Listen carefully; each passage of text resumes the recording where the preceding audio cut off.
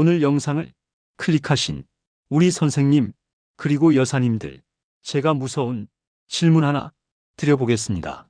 혹시 지금 별다른 증상이 없다고 해서 내 혈관은 괜찮겠지라고 방심하고 계시지는 않으십니까?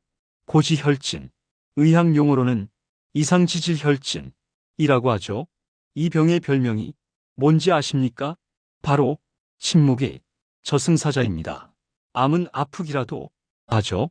관절염은 쑤시기라도 합니다. 그런데 고지혈증은 아무런 예고가 없습니다.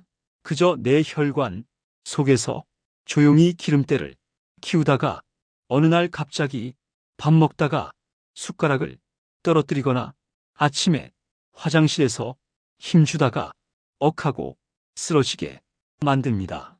그게 바로 무서운 뇌졸중이고 심근경색입니다. 병원에 가면 의사 선생님들이 뭐라고 합니까? 콜레스테롤 수치가 높네요. 스타틴 드세요. 라며 평생 먹어야 하는 약을 처방해 줍니다. 물론 급할 땐 약을 드셔야죠. 하지만 약만 믿고 식습관을 안 바꾸면 어떻게 되는지 아십니까? 약으로 억지로 콜레스테롤 수치만 낮춰놓으면 우리 몸은 오히려 에너지를 못 만들어서 근육이 녹아내리고 당뇨병 위험이 올라가고 기억력이 깜빡깜빡하는 부작용에 시달리게 됩니다. 혈관은 우리 집 싱크대 배수구랑 똑같습니다. 삼겹살 기름을 매일 하수구에 붓는다고 상상해 보십시오. 처음에는 뜨거운 물에 씻겨 내려가는 것 같지만 시간이 지나면 배관벽에 하얀 돼지비계가 덕지덕지 달라붙어서 돌처럼 딱딱하게 굳어버립니다. 이걸 약 한 알로 뚫을 수 있을까요? 불가능합니다. 이미 혈관벽에 찐득하게 들러붙은 이 묵은 기름때를 녹여내려면 강력한 천연혈관 세제가 필요합니다. 기름은 기름으로 지워야 하고 막힌 건 뚫어뻥으로 뚫어야 하거든요. 오늘 제가 준비한 내용은 인터넷에 떠도는 흔한 정보가 아닙니다. 제가 30년간 수천 명의 고지혈증 환자를 식단으로 치료하면서 검사 수치로 증명해낸 고지혈증 박살내는 3단계 공식을 준비했습니다. 오늘 이 15분짜리 영상 하나가 여러분을 뇌졸중의 공포에서 해방시켜 드릴 겁니다. 자, 준비되셨나요? 본격적인 비법 공개에 앞서 제 환자분 이야기를 안 할 수가 없네요. 작년 가을에 저를 찾아오셨던 68세 최모 아버님 이야기입니다. 이 아버님은 동네에서 소문난 미식가셨습니다. 인생 뭐 있어? 먹고 싶은 거 먹고 살다 가는 거지라며 일주일에 4번은 삼겹살에 소주를 드셨고 달달한 믹스커피를 하루에 5잔씩 드셨던 분입니다. 겉으로 보기엔 배만 좀 나오셨지 아주 건강해 보이셨어요. 그런데 어느 날부터 자꾸 뒷목이 뻐근하고 손끝이 저릿저릿하더랍니다. 가끔 눈앞이 핑 도는 어지럼증도 있었고요. 나이 먹어서 빈혈인가 하고 대수롭지 않게 넘기셨는데 사건은 새벽에 터졌습니다. 화장실 가려고 침대에서 일어나시다가 중심을 잃고 그대로 쓰러지신 겁니다. 응급실에 실려가서 경동맥, 즉 목혈관 초음파를 찍어보니 의사가 기겁을 했습니다. 혈관의 70%가 노란 지방, 찌꺼기로 꽉 막혀 있었던 거죠. 조금만 더 늦었으면 뇌로 가는 피가 끊겨서 반신불수가 되실 뻔했습니다. 당시 총 콜레스테롤 수치가 280, 중성지방이 무려 400이 넘었습니다. 피를 뽑았는데 붉은색이 아니라 위에 하얀 기름이 둥둥 뜨는 수준이었습니다. 아버님은 그날로 충격을 받고 모든 고기를 끊고 풀만 드셨습니다. 그리고 고지혈증 약을 매일 드셨죠.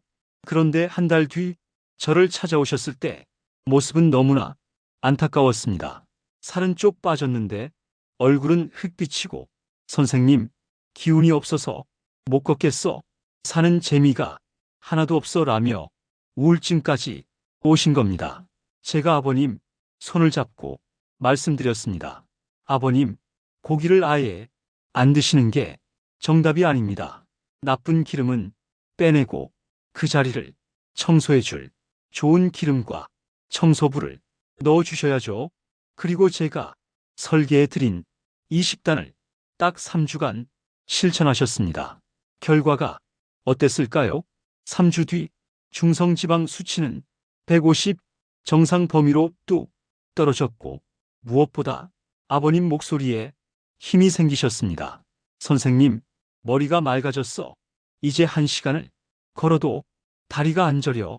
라며 웃으시던 그 모습이 아직도 눈에 선합니다. 최아버님의 혈관을 뚫어준 그 기적의 음식, 비싼 영양제였을까요? 아닙니다. 슈퍼에서 단돈 몇천 원이면 사는 것들입니다. 지금부터 그 비밀 레시피를 아주 상세하게 알려드리겠습니다. 자, 메모지 꺼내셨습니까? 그냥 양파 드세요 하고 끝내지 않습니다. 어떻게 조리해야 약이 되는지 그 디테일을 알려드립니다.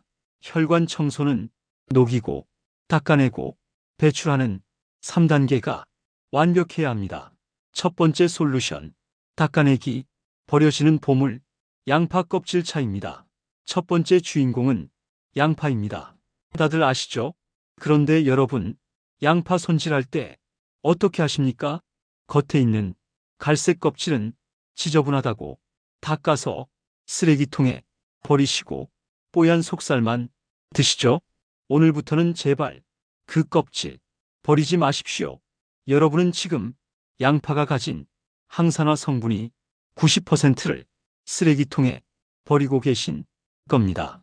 양파에는 혈관 청소부라 불리는 퀘르세틴이라는 성분이 있습니다. 이 성분은 혈관 벽에 달라붙은 콜레스테롤을 분해하고 딱딱해진 혈관을 말랑말랑하게 만들어줍니다. 그런데 놀라운 사실은 이 퀘르세틴이 하얀 속살보다 누런 껍질에 무려 60배나 더 많이 들어있다는 것입니다. 2배도 아니고 3배도 아니고 무려 60배입니다. 피를 맑게 하는 양파 껍질수 만드는 법 알려드립니다. 껍질에 농약 묻었을까봐 찝찝해요 하시는 분들, 이렇게 하세요. 먼저 세척입니다. 가장 바깥쪽에 흙 묻은 껍질만 살짝 버리시고 그 안쪽에 짙은 갈색 껍질들을 모으세요. 흐르는 물에 씻은 뒤 식초물에 5분 정도 담가두면 잔류 농약 걱정은 끝입니다. 다음은 끓이기입니다. 물 2리터, 주전자에 양파 서너 개, 분량의 껍질 한 줌을 넣습니다. 이때 꼭 같이 넣어야 할 게 있습니다. 바로 대추 5알이나 감초 한 조각입니다. 양파 껍질만 끓이면 쓴맛이 나는데 대추를 넣으면 달큰하니 맛이 아주 좋아져서 물처럼 마시기 좋습니다. 다음은 시간의 마법입니다. 물이 펄펄 끓으면 약불로 줄이세요. 그리고 최소 20분 이상 은근하게 더 끓이셔야 합니다. 물 색깔이 아주 진한 붉은색, 마치 와인처럼 변할 때까지 기다리세요. 그래야 껍질, 세포벽이 깨지면서 약효가 다 우러나옵니다. 이걸 식혀서 냉장고에 넣어두고 물 대신 수시로 드세요. 특히 삼겹살이나 중국 음식 드신 직후에는 따뜻하게 데워서 한 잔 꼭 드십시오. 지방이 몸에 흡수되지 않고 대변으로 쑥 빠져나갑니다. 중국 사람들이 기름진 음식을 그렇게 먹고도 심장병이 적은 이유가 바로 이겁니다. 두 번째 솔루션, 녹이기, 나쁜 기름 잡는 착한 기름, 생들기름과 레몬입니다. 두 번째, 이게 핵심입니다. 혈관에 낀 굳은 기름, 즉 포화지방은 물로 씻겨지지 않습니다. 드라이클리닝 할 때 기름으로 때를 빼듯 좋은 기름인 불포화지방이 들어가야 나쁜 기름이 녹습니다. 이 역할을 하는 세계 최고의 식물성 오일이 바로 우리 한국의 들기름입니다.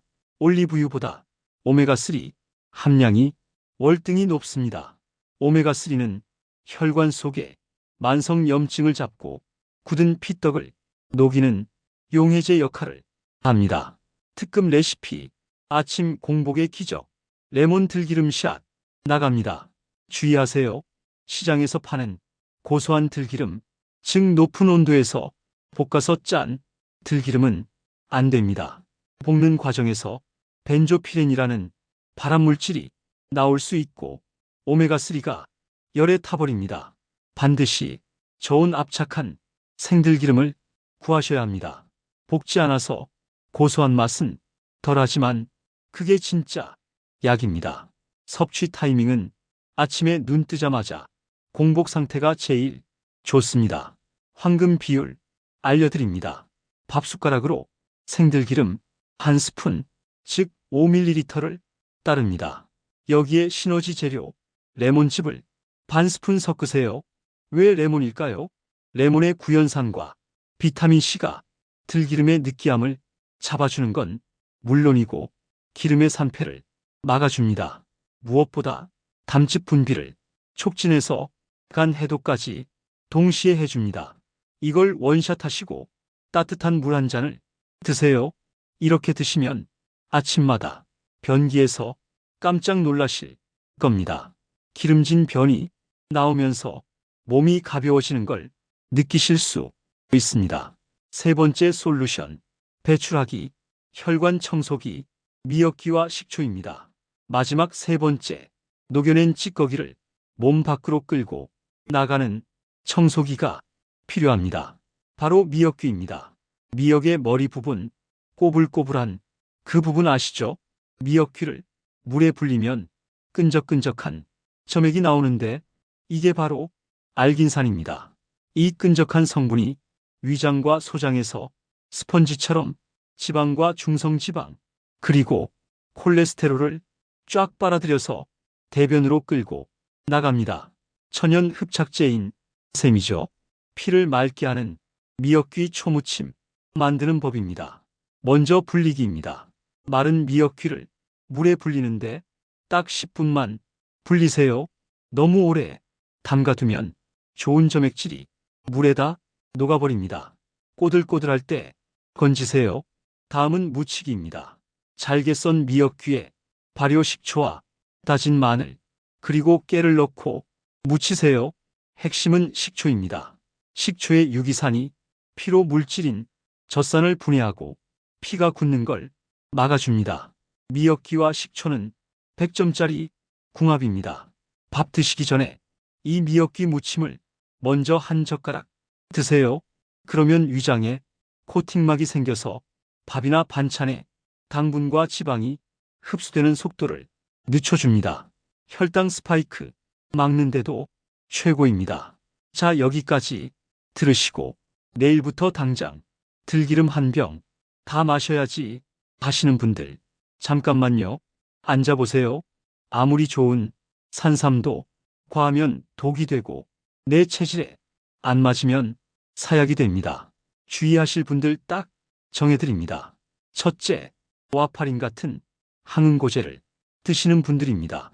심장 수술을 하셨거나 혈전 때문에 피를 묽게 하는 약을 드시는 분들은 미역귀 같은 해조류를 조심해야 합니다.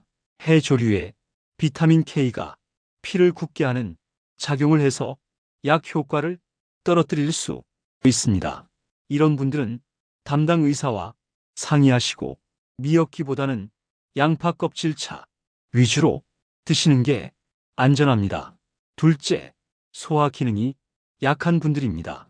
생들기름이 좋다고 해서 평소 위장이 약하고 설사를 자주 하는 분들이 갑자기 아침 공복에 기름을 드시면 탈이 날 수 있습니다. 처음에는 밥숟가락 말고 티스푼 하나로 시작해서 속이 편안한지 확인하세요. 괜찮으면 3일 뒤에 조금씩 양을 늘리시는 게 현명합니다. 셋째, 만성 콩팥병 환자분들입니다. 양파 껍질차나 해 조류에는 칼륨이 많이 들어 있습니다. 콩팥 기능이 떨어진 분들은 칼륨 배출이 안 돼서 심장에 무리가 갈 수 있으니 진하게 끓인 물보다는 연하게 타서 하루 한 잔 정도만 드시는 걸 권장합니다. 자, 숨가쁘게 달려왔습니다. 오늘 내용이 정말 중요하니 마지막으로 딱 3줄로 요약해 드립니다. 머릿속에 저장하세요. 닦아내자. 양파 껍질을 20분 끓여서 물처럼 마셔라. 대추 추가는 필수다. 녹이자. 아침 공복에 생들기름 1스푼을 레몬과 함께 마셔라. 배출하자. 밥 먹기 전 미역귀 초무침으로 지방을 흡착해서 버려라. 사랑하는 구독자 여러분, 고지혈증은 생활습관병입니다. 내가 그동안 10년, 20년 동안 먹고 마신 결과물이라는 뜻이죠. 이걸 약 한 알로 퉁치려고 하면 욕심입니다. 약은 거들 뿐 진짜 치료제는 여러분의 식탁 위에 있습니다. 귀찮게 언제 끓여 먹어 하지 마십시오. 그 귀찮음이 여러분의 생명을 살립니다. 오늘 당장 슈퍼에 가서 양파와 들기름 그리고 미역귀 사오십시오. 그리고 딱 3주만 내 혈관 대청소 기간이다 생각하고 실천해 보십시오. 다음 달 병원에 갔을 때 의사 선생님이 어르신 수치가 너무 좋아지셨네요. 도대체 뭘 드신 거예요? 라고 깜짝 놀라며 안경을 고쳐 쓰는 날이 반드시 올 겁니다. 오늘 이 영상이 여러분의 혈관을 20대처럼 쌩쌩하게 맑은 피가 콸콸 흐르게 만드는 기적의 시작점이 되기를 간절히 바랍니다. 오늘 내용이 도움되셨다면 주변의 고지혈증 약 드시는 친구분들, 배 나온 남편, 콜레스테롤 때문에 고민하는 자녀들에게 꼭 공유해 주세요. 카카오톡 공유 한 번이 사랑하는 사람의 생명을 지키는 가장 쉬운 방법입니다. 저는 다음 시간에도 여러분의 펄펄 끓는 활력을 되찾아 줄 더 깊이 있고 알찬 정보로 다시 찾아오겠습니다. 그때까지 꼭 건강하십시오.